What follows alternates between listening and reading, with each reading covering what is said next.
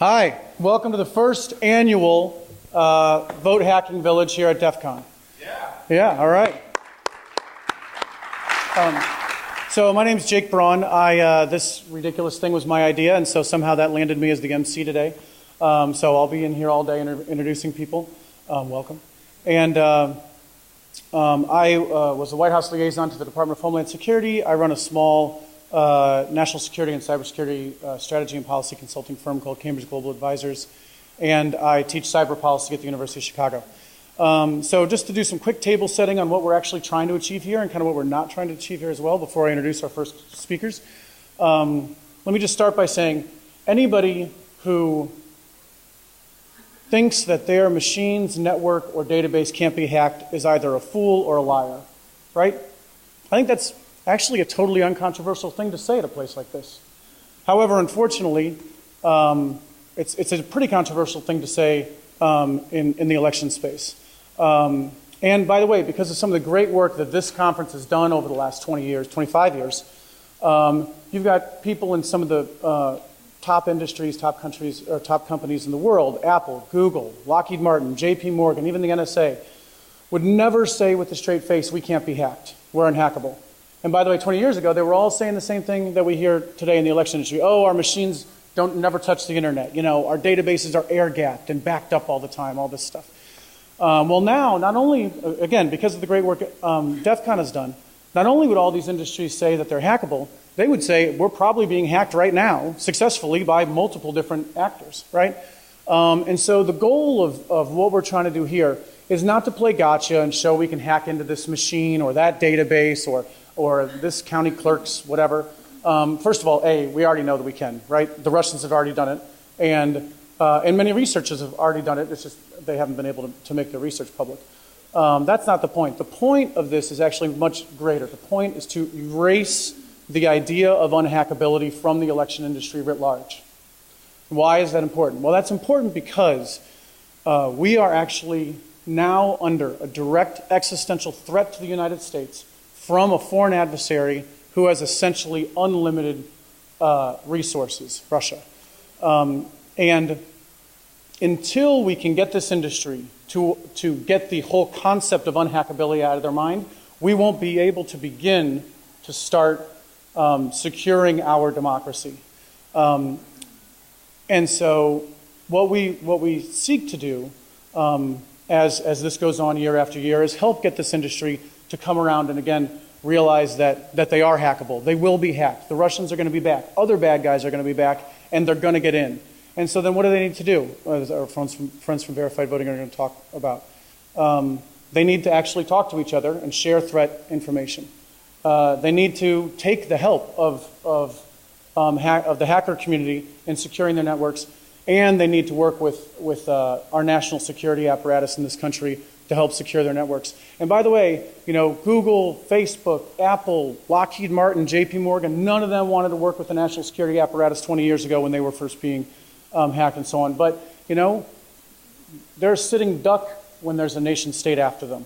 And they've all now realized this, and the election industry needs to do the same. And so on that note, by the way, one thing I do want to point out before we get started is that if it wasn't for some really amazing local election officials like Dean Logan in LA, Ricky Hatch in Utah, Lance Goff in Chicago, and some other people in the Chicago area that prefer to remain nameless, helping us with this and really understanding this for what it is, which is an opportunity, again, not for us to play gotcha, but for their staff to get access to some great training and to have some great research done on their systems and machines and so on.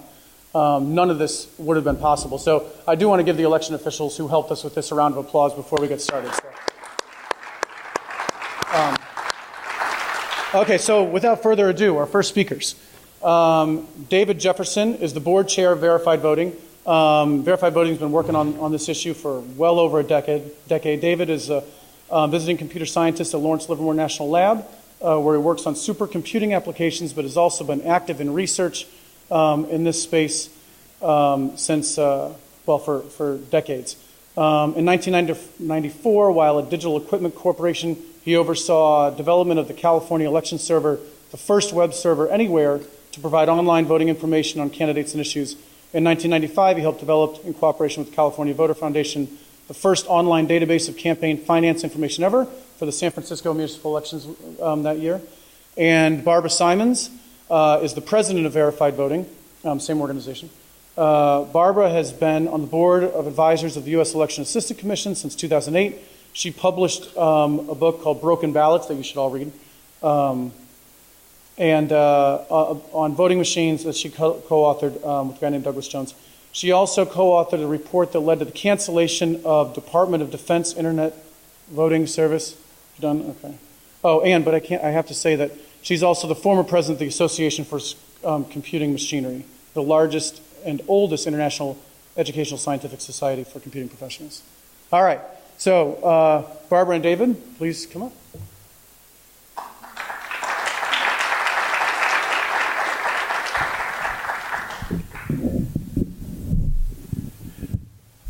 All right, so I'm going to speak first, and what I'm going to try to talk to you about is the ecosystem of hardware and software and procedures in a U.S. election.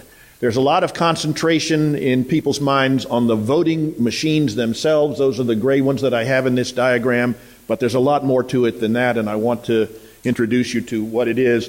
When you learn the architecture about the information flows in an election, you'll be able to understand the vulnerabilities that are not obvious otherwise. Now, I'm going to probably just get rid of this microphone and speak to the diagram. I think you'll all be recorded. Oh, you're being recorded. All right, then I'm going to have to move it. Can I do that? No, I don't mind being filmed. Okay. Oops. All right. So there are basically three kinds of information flows in an election. The red arrows here talk about the flow of software and firmware through the system. The green arrows talk about the election definition, which is data that describes the election, what the candidates are, what the propositions are, where the boxes are that you touch or check. And then the blue arrows are the flow of votes and ballot information and derived information from them. And then I have dotted lines here for in the case of voter where systems have what's called a voter verified paper trail. Now, I'm going to go over this quickly, and then I'm going to retrace with some particular marks about the software.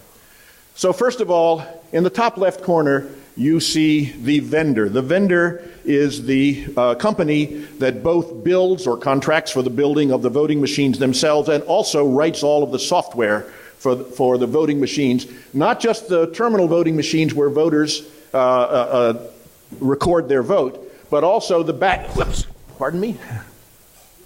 back-end canvas computers that aggregate all the votes from the voting machines and produce the final results. So let's follow the red arrows from the vendor.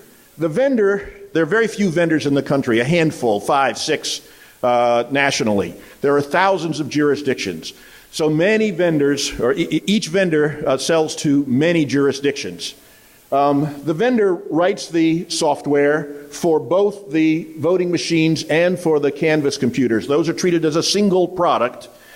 And a given jurisdiction buys all of its software, both front-end and back-end, from the same vendor. The vendor then sells its systems and services to the various jurisdictions. So the next line there is supposed to represent local election officials, government officials, who are legally responsible for the conduct of the election. They get copies of the software from the vendors. They only get binaries. They never see the source. That's one of the issues that I'll come back to later. They load those binaries prior to an election. They load those binaries onto the voting machines that are going to be distributed out into the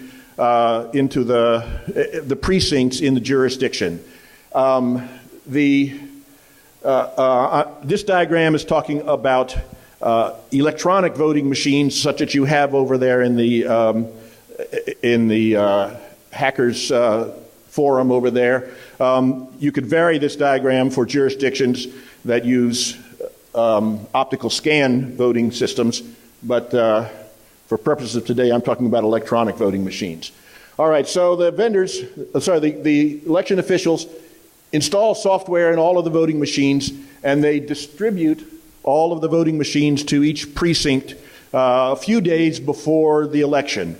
The voting machines sit there for a while in the custody of, maybe in nobody's custody. They may just be locked in a closet, or they may just be sitting in a hall somewhere, or they may be in the custody of a poll worker, but they find their ways to the poll on the election day.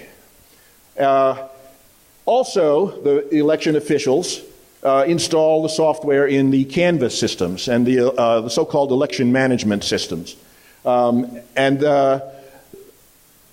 Ideally, the election officials are the ones who run the Canvas and run the election management system. However, more and more it seems to be the case that jurisdictions don't actually do that. They also outsource the running of these applications, the back-end applications, to the very same vendors. So that's the flow of software to the voting machines and to the election management and Canvas systems. The flow of election definition data that describes the election also comes from the vendors to the election officials, and the election officials load it onto the voting machines and to the Canvas systems. Oftentimes, they outsource the production of that election definition file also to the vendors. So the vendors play an absolutely critical central role here, oftentimes a much stronger role than even the election officials do. The flow of votes, of course, a voter walks into a precinct, authenticates himself as being allowed to vote in this election, being registered in this precinct, walks over to a voting machine, casts his vote. At the end of the day, at the end of election day, all of the votes are recorded on memory cards that were inserted somewhere in the back of the voting machine. Ideally, those memory cards are removed at the end of the day and hand transported by poll workers back to the county, where they are read by the Canvas machines, and the Canvas systems aggregate all the results and determine who has won the election. Of course, they have to deal with absentee ballots as well, and there are many kinds of ballots. You have to deal with provisional ballots, so on. It's much more complicated than I'm talking about, but this is idealized. Eventually, the Canvas report is published, and that indicates to the world who is supposed to have won the election. Now, let me do a time check here. Okay. Some electronic voting machines have a feature called the voter-verified paper audit trail. Some of the machines that you will see down the hall have them, some do not. The voter-verified paper audit trail was a late addition to the concept of an electronic voting machine in an attempt to deal with the security weaknesses of all electronic voting machines. Because with the all electronic voting machines, you basically have to trust all the software. We did not want to be in that position, so we tried to, shall we say, backpatch by adding a voter-verified paper trail. And the way that works is this. When the voter is standing at the voting machine and presses that Cast My Ballot button, of course his ballot is recorded electronically, but it is also printed on paper at the side of the voting machine, and the voter is supposed to look at that, and the voter is supposed to verify what's printed on the paper is the way I intended to vote, and he's supposed to report it if there's any difference. As a matter of fact, hardly anybody ever does that, which is one of the profound weaknesses of the VVPAT concept. But if we assume that voters actually did that, then that printed audit trail from every voting machine, which now the voters have verified contains their true intents, in principle, they could all be aggregated and looked at. It's on paper now, and the paper copies of the votes are, of course, immune to any kind of software attack. That's the beauty of it. No matter whether they're bugs or malicious code, anywhere in the line, the paper trail is immune to that kind of attack or failure. So ideally, you could Okay? You could take a random sample or the entire corpus of voter-verified paper records and compare them to the Canvas report, and if there were differences, you could know there's a problem somewhere in the software, in the procedures used to aggregate, or possibly malicious code. And if the law so supported it, you could actually presumably prefer the results from the hand-counted paper audit trail. The law doesn't prefer this, but I mean, in principle, it could. So that's the general flow of software, votes, and election data. And I just want to make a few quick comments about the software itself before I turn this over to my colleague Barbara Simons. The software is written by anonymous programmers who work for the vendors. We don't really know who they are. We don't know how they're vetted. They do not have to have security clearances. We know they're anonymous. The software itself is considered proprietary by the vendors. It is, they are very protective of that proprietary nature. So there's a network of law and contract restrictions and NDAs that prevent you or me or anybody else from really seeing the insides of that software. A few of us have, under certain circumstances, been able to see that the source code, but most people are not. And that includes election officials. Election officials all over the country are running software, and they do not even have the source. A lot of the software in both the voting machines and the Canvas systems is COTS software, commercial off-the-shelf stuff. It's mostly operating system stuff. You will note that when you go down there, you will see that some of these systems are so old, they're running Windows XP, they're running Windows CE, some of them run Windows 2000. Nowhere in the country are they running systems newer than these, or hardly anywhere. I'm not aware of any. I mean, these are old. And the reason that they are so old is because once they are certified, you can't change a voting system without going through a complete recertification process, which is long, slow, and expensive. The security features of these systems from beginning to end are especially weak. The weak points would include the software update and installation process, the password and key management, cryptography and randomization, all generally very weak, and even the physical security, the ports and seals on voting machines when they are when they're in storage and when they're in use, it's a mess. I already mentioned that the software has to be certified to meet certain federal standards. These are drafted by NIST and the EAC. You'll hear more about that in the next panel, so I'm not going to go into that now, except to say that the current standards are over a decade old, quite weak in the subject of security, and they're only voluntary on the states anyway, and they're enforced only by testing protocols, not by any kind of deep analysis of the source code. So this, I think I'm going to stop there and turn this over to Barbara Simons, my colleague. Barbara.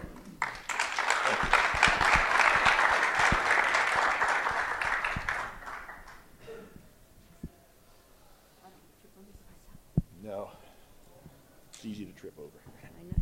You showed that. Okay, I guess this will work. I'm not going to bother with having slides up because they're not very exciting. I'm going to be exciting, but the slides aren't exciting. So first of all, I want to thank you guys for coming here and for working on this really, really important issue. I mean, we need to get many more people involved. We need to be able to show that there are major problems with these machines, and I'm hoping that some of you will actually be able to show that with the work you're doing here. So thank you very much. Heretofore, it's been very difficult for independent experts to examine these machines for some of the reasons that David mentioned. The software is proprietary, and some of you guys probably know the Digital Millennium Copyright Act, which makes it very difficult to examine software if you don't have permission to do so. So there's been an exception made which allows this to go forward, this hacking village to go forward. Fortunately, that will remain for more than like the next year or two, but they may take it away. So that's another issue. As David said, the testing is totally inadequate. The early testing was even worse. A lot of these machines that are in use, some of them, the ones that you'll see there, were certified to early testing, where there was no penetration testing. I mean, can you imagine? They had a list of requirements. I mean, can you imagine a major software vendor doing testing by just checking off a list of requirements like single entry, single exit loop, without doing penetration testing? And yet that's what's been done for many of these voting machines. The results are sometimes secret. So even the testing results are secret. And there's a case in California where the then Secretary of State, Kevin Shelley, tried to get the test results from Diebold machines because he was concerned about the Diebold's that were being used in California. And the testing agency said to him, these results are owned by Diebold, and you can't get them from us. You have to get them from Diebold. And of course, Diebold wouldn't turn them over. So even a very proactive election official who wants to know what's happening, who wants to know the test results, couldn't get them. And so I'm going to talk a little bit about how we got here. And the story kind of begins back with Florida 2000, which of course I'm sure those of you who aren't old enough to remember what happened have probably heard of it, and some of us are old enough to remember. But what really happened was Florida 2002, because they had more problems in the midterm in Florida also. As a result, the Help America Vote Act was passed in 2002, and it allocated about $3 billion, that's with a B, dollars to replace voting systems. And one of the unfortunate conclusions that a number of people reached from Florida 2000 was that paper is bad. Paper is bad, paperless is good. And in fact, I would go further than that to say that there was also an effort made to, I'm not sure if exploit is the right word, but to manipulate voters with disabilities, because there were people going around saying machines with paper discriminate against voters with disabilities, as if all voters with disabilities had vision problems, and as if there weren't alternatives for people who do have vision problems. So a lot of people felt that to support paper was to be against voters with disabilities, which is a really bad place to be put, I mean, as a policymaker. So that's something else that happened. And of course, all this money was suddenly made available. Election officials wanted to get it, and they wanted to get the newest and greatest shiny object. And so the vendors would say, completely secure, federally certified. We already know what that meant. And of course, they could just touch a button at the end of the day and get the results. And if you're a hardworking election official, that sounds really good. You can go home, at some decent hour of the night, and you don't have to worry. No recount. It's perfect. You're done. So it was very appealing. Plus, there was sort of a gold rush mentality. Everybody wanted to get this newest thing, and besides, they wanted to get the money while it was still there. So there was a big rush to buy machines. And of course, computers had to be introduced. If you're going to go paperless, you need computers. David's already talked a bit about direct recording electronic machines. These are the machines which directly record the vote. So the typical one will show the vote on the screen. You will touch the screen. They weren't all touch screen, but most of them were. You would touch the screen for your candidate, and presumably that information would be stored in the memory of the computer. And initially, most of them were paperless. There were, of course, issues even early on, because if the machines were not properly calibrated, you could have problems. You would have jumping votes, and people, and we've seen this a lot in recent elections where they said, I voted for Obama and this other candidate's name, and then people would say these machines aren't secure because I touched the button for candidate A and candidate B's name appeared. But in fact, we don't know if that was insecure or not, because we don't know what happened inside these machines. So it's quite possible they touched the button for candidate A and A was recorded in the machine, or maybe B was recorded in the memory. We don't know, because of course nobody knows. So these machines, on top of everything else, were really badly engineered. I mean, the technology, the touchscreen machine was bad because it had to be constantly recalibrated. They were insecure. The testing was lousy. It was a bad deal all the way around. And yet, they were used almost throughout the country.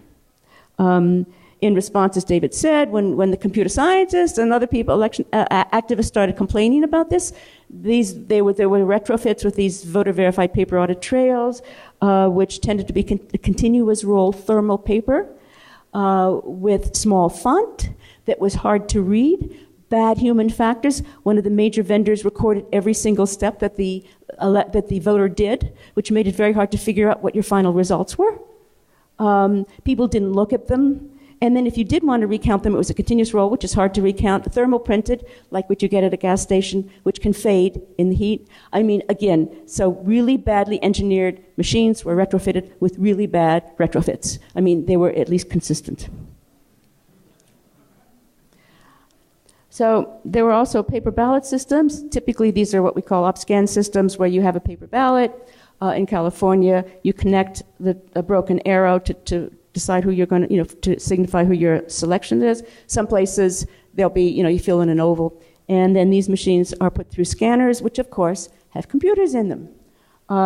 So there are, again, problems with the scanners. If they're not calibrated properly, they may, if they're calibrated to be too sensitive, they may pick up stray marks and think that you voted twice, which you're not supposed to do. If they're not sensitive enough, they may miss. So there are calibration problems there too, but the good news is that there are paper ballots. So if there's malware or software bugs or calibration problems, you can find them if you look at the paper ballots. Another advantage, of course, is that with paper ballots, if the scanner is down, people can vote the paper ballots and deposit them in a ballot box for counting later. So it's a way to avoid long lines, although ironically, we've seen in the past couple of elections that sometimes poll workers don't even know you can do that. And so the lines still form because poll workers don't tell voters that they don't have to wait for the scanners. There's another problem, which is that a lot of people don't understand that these things have computers in them. I mean, I'm sure this audience finds that hard to believe, but in fact, people don't understand that the way the scanner works is it's basically a computer. So we saw in Wisconsin, in the recount in 2016 in Wisconsin, that some places did a recount by manually recounting the ballots, which is what a recount is. Other parts rescanned them. They put the ballots back into the scanners, which does not check the computer. I mean, it's sort of a silly exercise, but that's an example of the lack of understanding. So I think I'll talk a little bit about Diebold, because Diebold is the poster child of all that's wrong with these machines. And I have to say, in Diebold's defense, they did have really lousy security, and they did post their software on an OpenFTP website just asking for people to download. I mean, they weren't asking, but, they set it up so that it could be downloaded and checked. So, yeah, they deserve a lot of what they got. But the fact is, the vendors were all bad. We know that at this point. But anyway, Diebold in 2002 was used in Georgia, in a major Georgia midterm, where both the Senator Max Cleland, and the governor were ahead in the polls, and they both lost. So we don't know if they truly lost or if there was a problem. What we do know is that there were last-minute changes being made to the software with no oversight. Now, anyone who's worked on a large software project knows that you're always making last-minute changes, until the company releases it, because you're always finding problems. So there could have been very legitimate reasons for these last-minute changes, or somebody could have decided who they wanted to win. We don't know. And nobody examined the software, and of course that software is long gone. So, and it was paperless. So these machines were used in Georgia 2002. In 2003, as I said, somebody, actually a journalist, found Diebold software on an OpenFTP website and downloaded it, handed it off to some security people at Johns Hopkins and Rice, and they examined that software, and that was the first case where we've had an independent examination done by computer security experts. They found gaping holes. For example, there was a single key to encrypt all the data on every storage device, and it was in the program text. And that key was F2654HD4. That's all you needed. So that was one of the things they found. In 2006, there was another study. Well, there have been a lot of studies. I'm skipping over a lot of material. In the book I wrote, there's a whole chapter on Diebold. It's kind of interesting. But in 2006, the Princeton team showed how to implant a virus on a Diebold machine, on these Diebold machines, so that you could basically rig an election. In fact, they testified before Congress on that. Ed Felton did. They also noted that the slot which contains the memory card has a lock. and you could open that lock using a standard hotel bar key. And they're pretty standard. So it was also easy to pick, but you didn't even have to bother. You just get this bar key. These same machines are in use today in Georgia. They were used for the Georgia CD50 election. Some of you may recall that election. $50 million were spent. This was for a House of Representatives seat. It was the most expensive election ever. And actually, there were some other problems found in Georgia, which I won't go into. One of the people who found them, Logan Lamb, is here. And so when I finish, he's going to come up and just talk a little bit about Georgia, because that's also an interesting story. But these machines are still there, still in use today, and there's no justification whatsoever for their use. So there have been some studies. So you guys are not the first ones to try to look at these machines.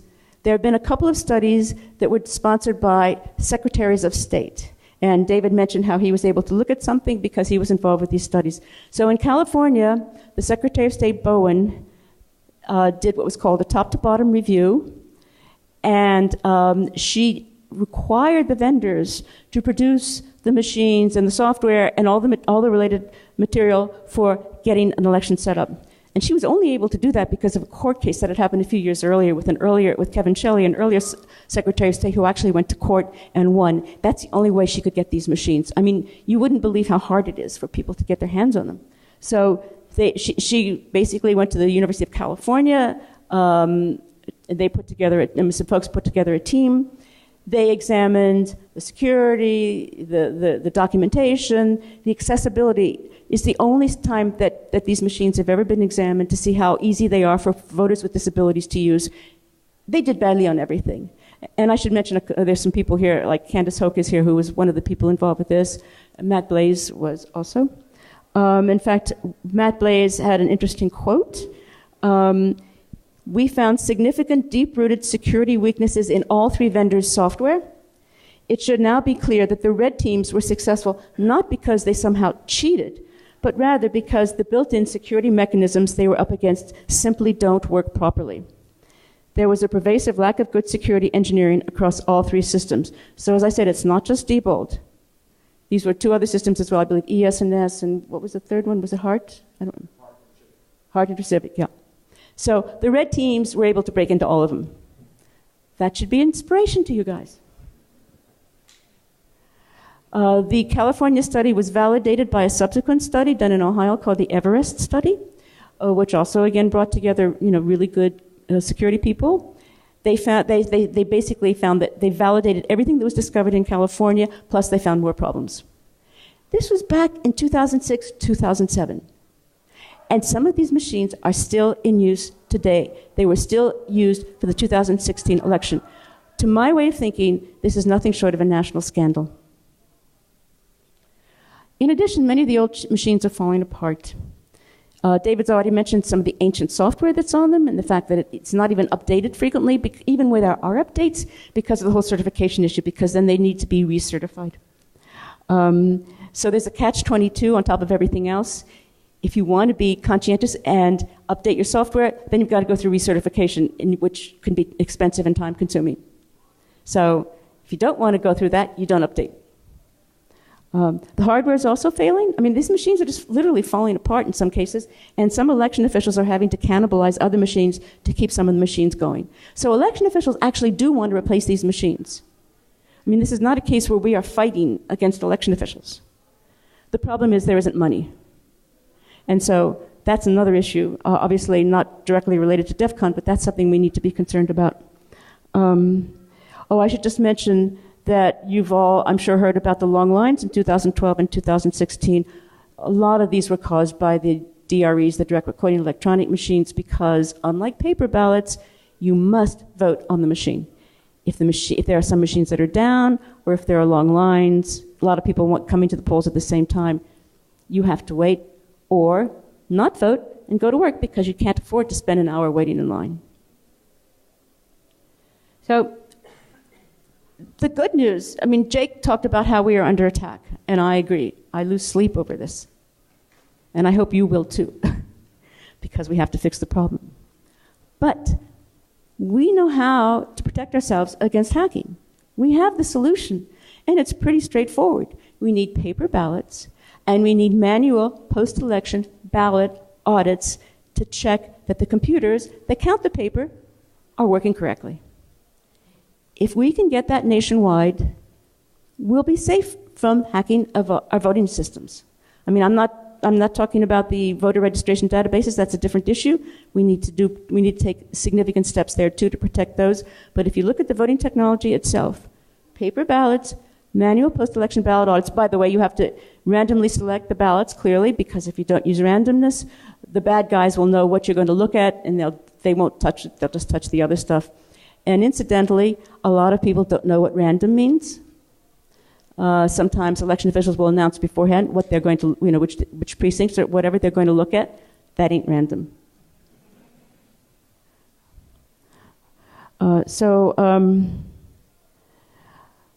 One of the problems we've had historically is convincing people that this is a problem. Not people like you, but the press, policymakers, election officials. And I've talked to a lot of reporters where they say to me, well, give us an example of an election that was hacked. And the problem is the beauty of these paperless systems, both these touchscreen voting machines and internet voting, by the way, which I know there's going to be a whole session on that. That's another really dangerous, that's the worst, actually. But the beauty of these systems that don't have paper ballots that were marked by the voters is there's no evidence. It's very, very, very hard to prove that an election has been stolen. Not only because of the lack of evidence, but because of the resistance to looking. We saw that in the 2016 recount, where there was great resistance even to doing recounts of a small number of states. And in fact, the Michigan recount, which Michigan is all paper, was halted by the courts. And of course, most of the country wasn't really adequately examined at all. So in fact, we don't know whether or not the 2016 election was hacked, because nobody has done an adequate study to determine whether or not it was hacked. So going forward, we just can't allow this to happen. We have to fix these systems, and we have to get paper ballots everywhere. So I'll just end with a quote from former FBI Director Comey, which I completely support. They'll be back in 2020. They may be back in 2018. And one of the lessons they may draw from this is that they were successful because they introduced chaos and division and discord and sowed doubt about the nature of this amazing country of ours and our democratic process. I think they will be back in 2018. There are major midterm elections coming up. There are even important elections coming up in 2017. The governors of New Jersey and Virginia are going to be elected in 2017. And there are a lot of bad machines. Pennsylvania, 80% of Pennsylvania is paperless voting machines that are incredibly insecure. 80%. And this is a major state. We've got to fix that. So thank you for the work you're doing, and thank you for your support. And I would like to see if Logan Lamb could come up.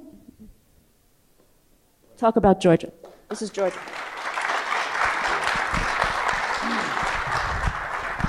I'm a pacer.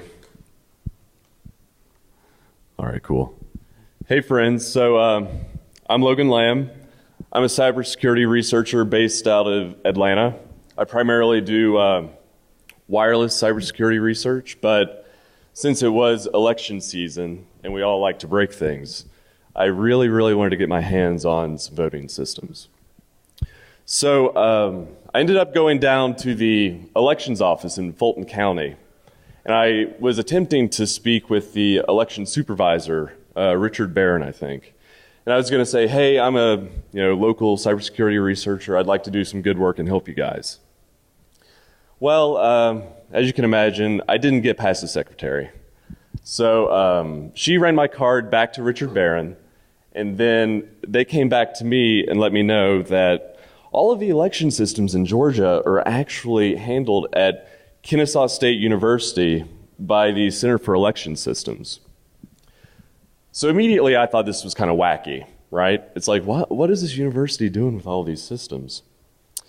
So prior to sending an email to the director there, I figured I'd try and get some background information on the group and just see who are these people? What do they do? So I checked out their website, and then, just fired off like the simplest Google dork ever. I was just like, hey, I'd like to see all of your documents and PDFs you have on this website, okay? Lo and behold, there were some really, really interesting documents that were already cached by Google, okay? I clicked one of the links, and what appeared to be in front of me was a list of voter names, okay? So at this point, I was like, is this real life? Is this happening right now?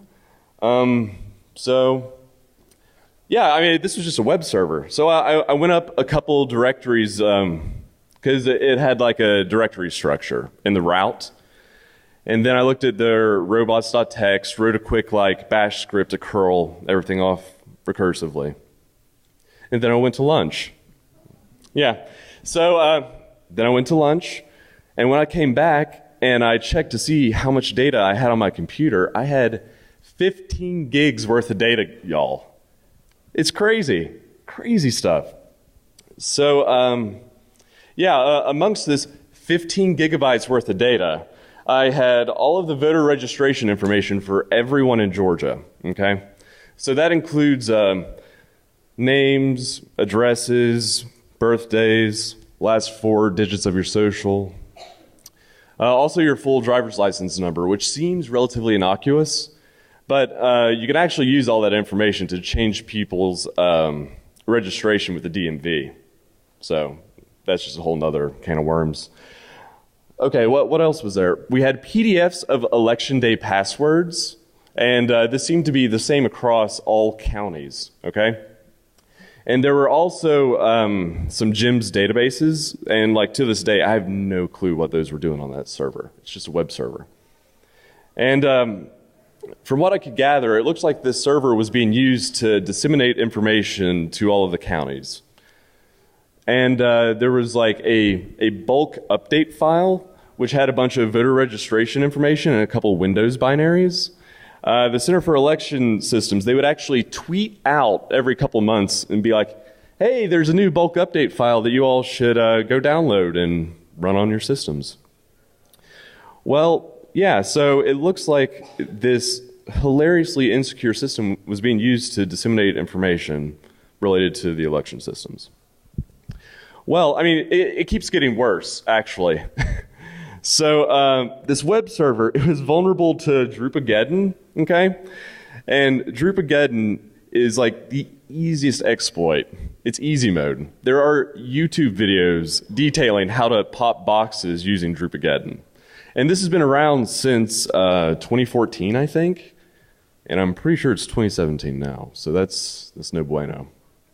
So an attacker could trivially get root on this box that is being used to disseminate information. And amongst that information that they are intending to disseminate are Windows binaries. Come on. So, an attacker could very trivially implant malware in that. And, never mind actually getting root on that box and then more than likely being able to pivot in deeper into the Center for Election Systems networks. Okay, so just to reiterate, the Center for Election Systems, they handle provisioning every single DRE in Georgia, okay? So, it makes for a hell of a target.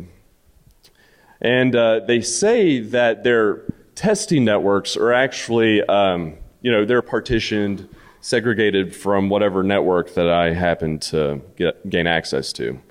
But given what we've seen so far, I don't think they have the discipline to really do that. All right, so I found all this information, immediately questioned if this was real life, and then figured out the best way to actually get this resolved. Because at the end of the day, this is always about building more secure systems. So I spent a day or two trying to craft an email to make it sound like I'm not some rando crazy guy who is getting into their networks. I sent that to the director for the Center for Election Systems. And I had a weird conversation with him, which I'll get to.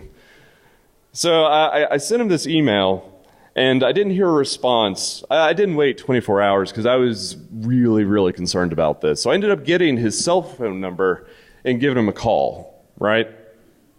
So I was like, hey, Merle, you got my email. You're actually fixing this, right?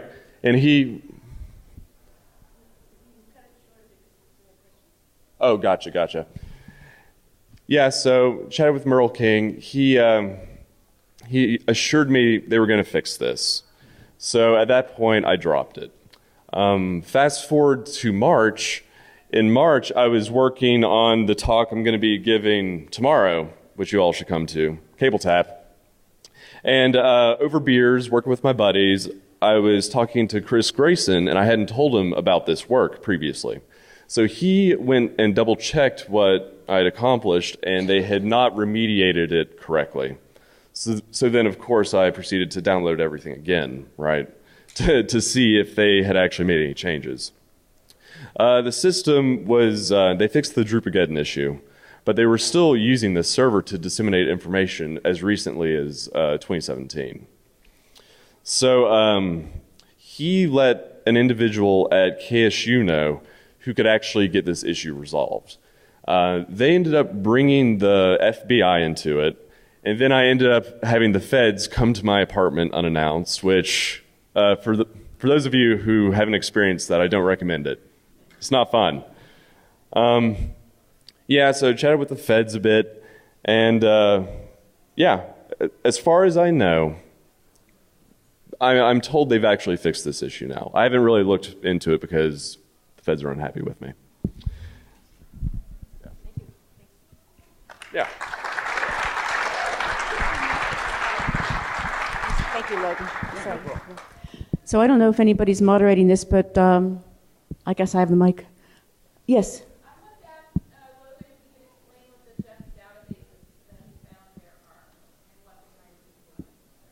Logan, where do you want to talk about? Hi. Yeah, so the GIMS databases, that's where all of the votes are actually tallied. And I have no clue what those were doing on that server. Like, I don't have a real explanation there. Yeah. Sorry. So the GEMS databases are not where the votes are tallied. Those votes are tallied on the GEMS machine.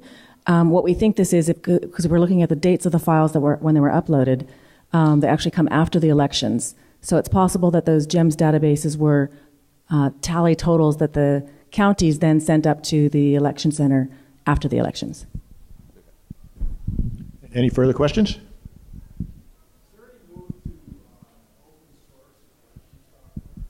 I can't see who asked the question. Oh, a question about open source. There are two jurisdictions in the country, Los Angeles and Austin, Texas, Travis County and Los Angeles County, who are building open source voting systems, and the elections community is certainly aware of open source as a possibility, but right now there are none, as far as I know, in use in the United States. So obviously open source is preferable to proprietary software. Both of these systems are fairly far along, but at this point they need money to do the development work.